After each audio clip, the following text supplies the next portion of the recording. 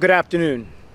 I'm here today as the Minister of Tourism, Culture, and Sport to share key initiatives that will be supported by the 2024-25 budget allocation for our ministry. The ministry's 24-25 budget has increased by $15 million, providing a total budget allocation of $29,619,000.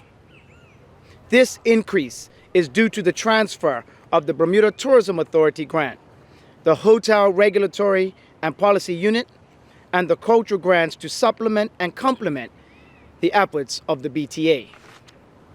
This funding covers the operational expenditure for the ministry, inclusive of the ministry headquarters and Hotel Regulatory and Policy Unit, the Department of Culture, the Department of Sport and Recreation, and the grant to the Bermuda Tourism Authority. Now I will provide an overview of the initiatives under this ministry's remit. Ministry headquarters. The grant to the BTA is $16,540,000, a reduction of $2,460,000, and funds are being redirected to priority areas including increased grants to supplement local curators of tourism experiences, increased funding for elite athletes, as 2024, as you would know, is an Olympic year, increased funding for sports development in line with the national sports policy that will ultimately support many of the national sports governing bodies, expansion of the accessibility to affordable summer day camp programs, and assistance with the operation of makerspaces for artists and creatives, which is a 2023 Throne Speech initiative. The Department of Culture.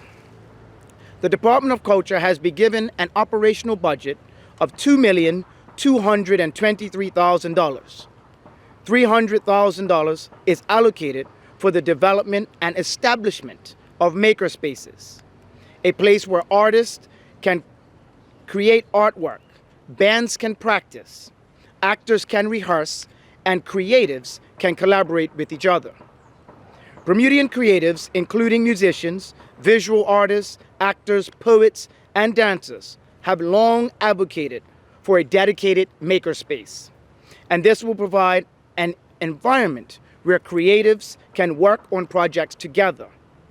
Cultural groups can meet, and performing artists who currently do not have an affordable place to practice can work on honing their craft. Some expected offshoots include workshops and master classes developed by the cultural community. The Department of Sport and Recreation. The operational budget for the Department of Sport and Recreation is $8,335,000. $350,000 of this budget is for elite athletes. The Elite Athlete Assistance Program, which currently supports prominent athletes such as Dage Miners, Daniel Augustus, Jessica Lewis, and Uche Andre de Silva, as well as Connor White, amongst others, covers essential aspects like travel, per diem, accommodations, and more. Given that the 2024 Olympic and Paralympic Games are scheduled for this summer, our athletes require comprehensive support to propel them towards sporting excellence for Bermuda. The enhanced funding will play a pivotal role in aiding these athletes, covering crucial aspects such as insurance, recovery, physiotherapy, coaching expenses, and other often overlooked costs associated with representing Bermuda on the international stage. $2 million has been allocated to the Sports Investment Program, which will allow the department to address gaps in funding to ensure alignment with the objectives of the national sports policy, including increased participation, achieving sporting excellence, and enhancing coach education. An additional $500,000 has been budgeted for summer day camps so that the number of students on the wait list is significantly reduced, alleviating stress for working parents. The Department of Sport and Recreation summer day camp programs are extremely popular as parents seek safe and affordable summer camps for their children. Annually, parents eagerly await registration of summer day camp. Registration closes within minutes of opening because camps have reached their maximum capacity. Due to popular demand, after the camp's enrollment have capacity, a wait list is created. The wait lists are usually long and extensive. The department's desire is to minimize this wait list that occurs every year. The aim is to alleviate stress of finding safe and, more importantly, affordable summer camps for as many children as we can allow. The strategy is to expand availability at public summer day camps and collaborate with private camp operators to secure additional spaces. The department will be reaching out to private camps to obtain some spots in their camps. This will help students that would not normally be exposed to these camps an opportunity to participate. Grants. The following organizations will continue to have the ministry's support for an array of programs and services that are provided in the community. The Bermuda Tourism Authority, Cultural and Entertainment Support, Parish Councils, the Annual Cup Match Classic, the National Sports Center, contributions to sports investment, elite athletes, the Bermuda Arts Council, the Bermuda National Gallery, and the cultural preservation of Gombe troops, museums, and heritage activity. The Ministry of Tourism, Culture, and Sport develops and celebrates our people through the National Cultural Heritage Policy. We will continue to diligently support initiatives that demonstrates the government's ongoing commitment to culture, sport, and tourism. Thank you.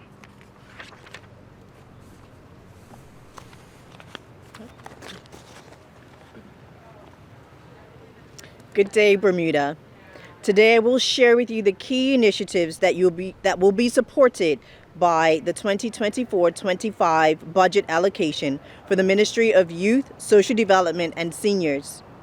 The Ministry's 2024-25 budget increased by $1.45 million, which covers the operational expenditure for the Ministry's headquarters, inclusive of the Office of Youth Affairs, Aging and Disability Services, the K. Margaret Carter Center, the Department of Child and Family Services, and the Department of Financial Assistance. The increase comprises of $800,000 in union salary uplifts for public officers and $650,000 to fund new and ongoing programs. Our budget increase demonstrates our continued commitment to Bermuda's most vulnerable and cherished population groups, our children, persons with disabilities, and seniors, and those who find themselves in economic need. The ministry will ensure that the services and programs we offer will directly impact and improve the overall well-being and quality of life for these population groups. Now I will provide an overview of the initiatives under the ministry's remit. The Office of Youth Affairs. This office was transferred to the ministry in November of 2023. You may recall just last month I provided an update on the work of this office, which is being steered by the National Youth Policy, which is a 5-year plan that focuses on 8 key goals associated with the empowerment of our youth, namely safeguarding, education, tackling antisocial behavior, employment, sports, health, civic engagement, and diversity. This budget will continue to support our community centers and after-school programs for children and seniors. It would allow the Office of Youth Affairs to host a major youth conference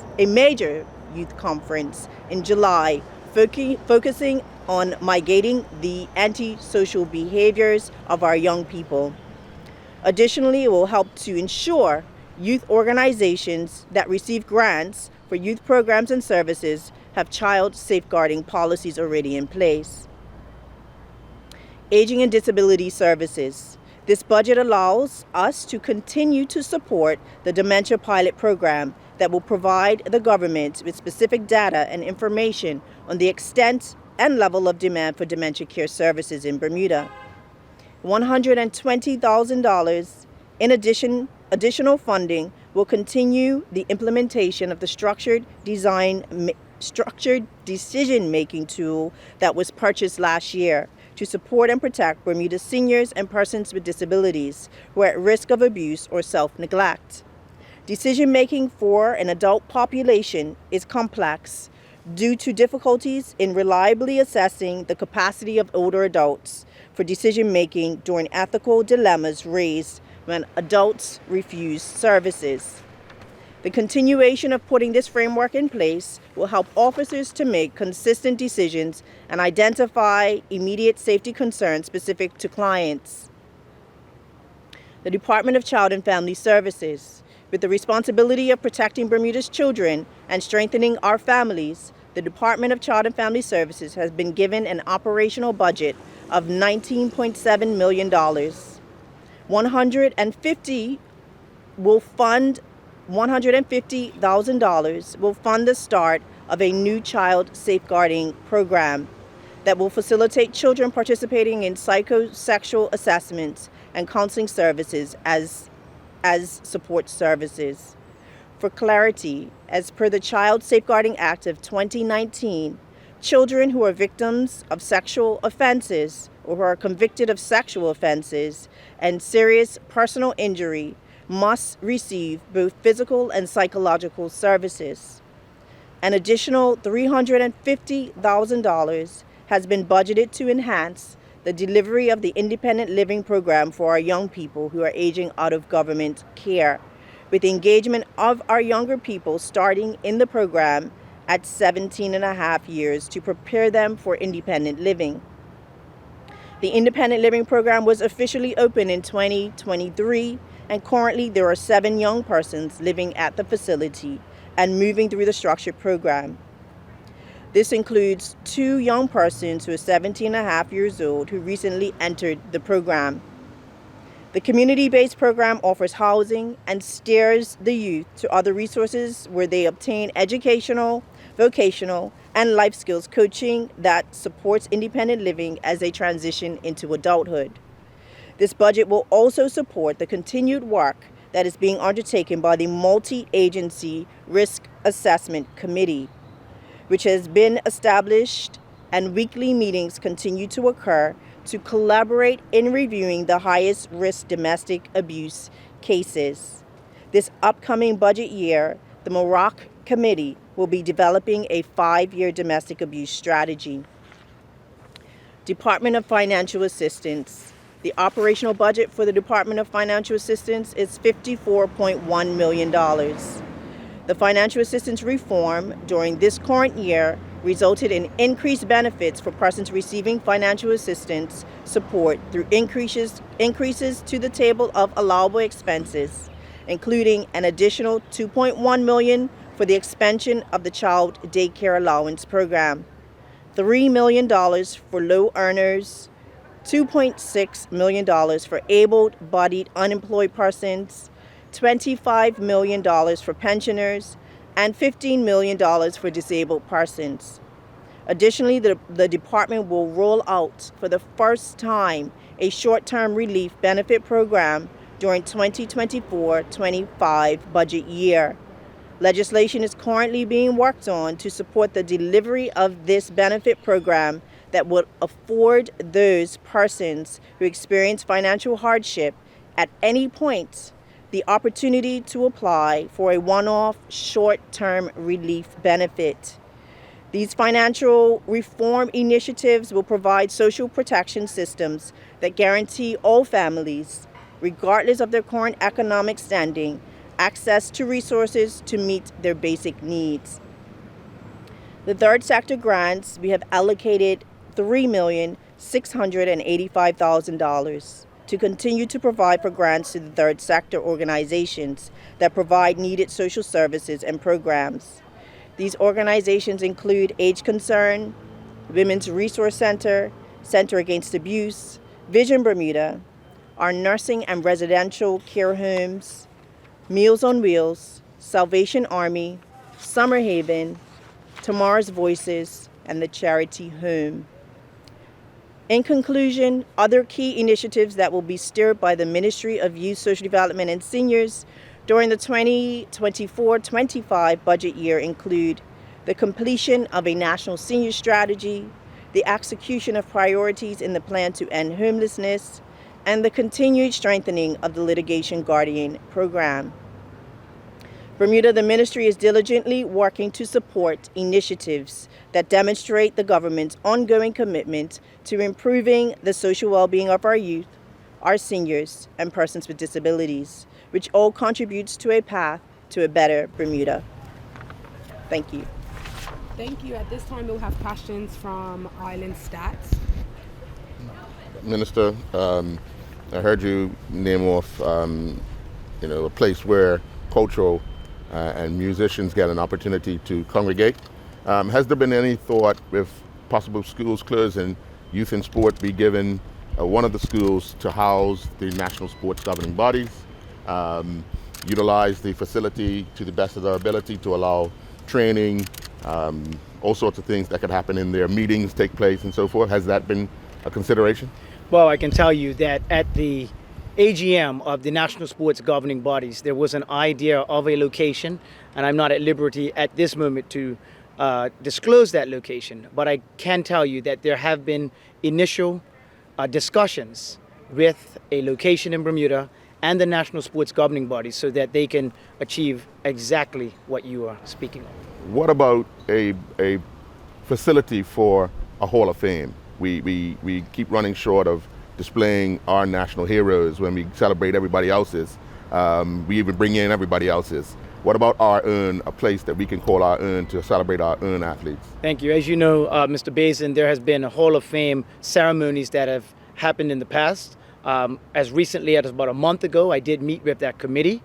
We are going to do something with the Hall of Fame. However, the dedicated location of which you speak of may be a little further away, but we will be reinstating in some form or fashion the Hall of Fame so we can recognize the athletes that have not been recognized in a few years now.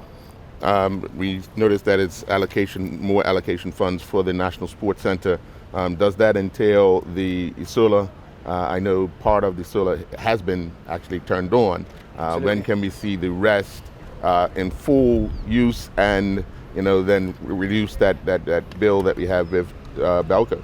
Absolutely, and I would say that your point that the part of the solar is on, also part of the overall project, and that's what a lot of people fail to realize, that there was an overall cost-reducing project at National Sports Center for some time now. You would notice if you go that all the lights have been changed. They are now LED lights, which is bringing down the cost of power as well. The solar project is a project on its own, and much has been said about that project and the funding for that project. However, you would also notice that the National Sports Center has other needs of refurbishments and had other needs of upgrade. And you will see that this funding that I've specifically laid out here is to speak to some of those other upgrades. I noticed that not much was reported about the National Sports Center getting a whole new array of chairs and seating in the last year. And that came from last year's capital budget. The elevator has been upgraded, and we'll be moving on to other areas to support the running of the National Sports Center, which is a key part of sports and our elite athletes in Bermuda. My final question would be, has the beginner given any thought of covering the grandstand, or the stand that don't have covers over it, and putting extra solar on that as another resource of income? I could tell you, not at this time. At this time, there are other very key parts of the National Sports Center that need immediate attention. And once we get to that, we can go back and look at your proposal about covering other areas to reduce some of the energy costs even further. But it is expected, as was well documented, that with the solar project that we have on, once it is fully turned on, we will see significant cost savings, which may even result in a net gain of $0. Cool. Thank you. So at this time, we'll have questions from the room. Hi, good afternoon. With the makerspaces, do you have a timeline for when that's going to be implemented, and do you have an idea of how many artists or groups of artists will be served by it? Absolutely. The makerspaces is going to be online. I'm expecting that you will see the first movement in makerspaces at the beginning of this budget year, which is April. So we will see some movement by then. It will be a slow process. We're not going to be able to bring on makerspaces for all creatives at that time. But I expect that by April, definitely, before summer comes, you will see the start of a few makerspaces. And I can tell you that that was a meeting that I had just before coming here, that is well on our way to seeing that actually take place. So it's not in one location? It will be in one location, but we're not going to be able to have an art studio and a music studio and something else, and it will be a little bit at a time to accommodate as many as we can. But for your timeline, we're looking to start that this April. Yeah, and when you get past all that piecemeal and you reach the end of that process, how many people do you visit? I don't have a number, but I do know that once the Honorable Premier and myself and the director, we met with the makerspace and the creatives who asked for this makerspace almost a year ago now. And there are quite a bit of creatives in Bermuda that are looking to take advantage of what the government has to offer them. Okay. I didn't hear anything about sort of Airbnbs, but there had been some unrest in that industry, the rental vacation market, with representatives speaking publicly about feeling that they're being triple taxed and that it's hindering that market. Is there anything you can say from tourism's perspective on that? I can say that when I took over this portfolio, one of the initial meetings that I did have was with the members of Bravo. They did air their concerns to me. They did go back to their membership, and we are going to have a follow-up meeting very shortly. And on top of that, you will hear an announcement regarding the vacation rentals very shortly as we move into the season where they become very, very popular. Okay.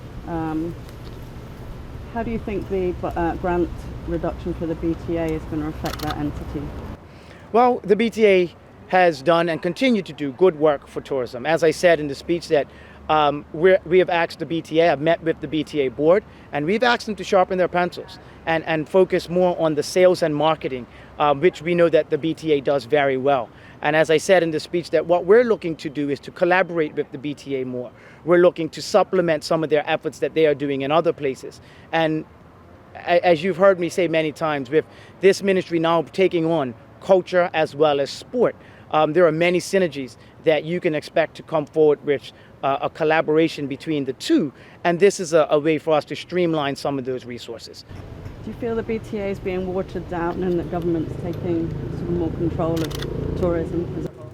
Absolutely not. I think it may be the opposite. The BTA, as you would have known when it came online in 2014, was brought on to be an independent authority to look after tourism in this country and to focus on sales and marketing. And what we're doing by taking on some of the cultural and sports aspects of that is actually allowing the BTA to even become stronger in what they do really, really well, which is sales and marketing.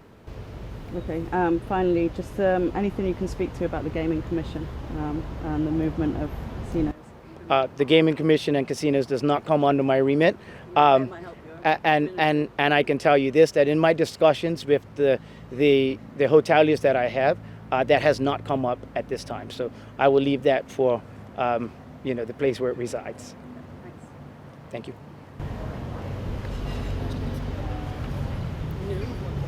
For the Minister on the National Youth Policy Initiative.